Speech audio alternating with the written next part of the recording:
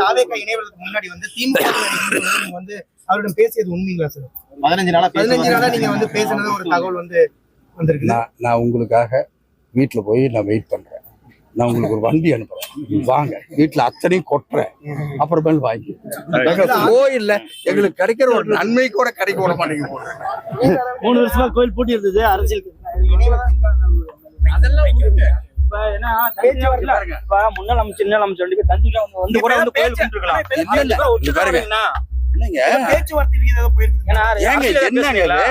எங்க கோயில் அவ்வளவு மோசமா கடந்து திறக்கும் போது எல்லாரும் ஒன்னிணைஞ்சு பண்ணணும். அவங்க எல்லாரும் இந்த உள்ளூருக்கு, அவர் உள்ளூர், இங்க இருக்கிறவங்க பல பேர் டிஎம்கே இருக்காங்க, பல பேர் ஏடிஎம்கே இருக்காங்க, பல பேர் வெவ்வேறு கட்சியில் இருக்காங்க.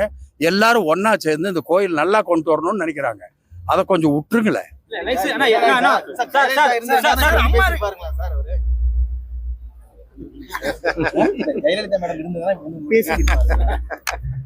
கோயிலுக்கு போறதுக்கு ஒரு தடையும் கிடையாது, எந்த காலத்திலயுமே.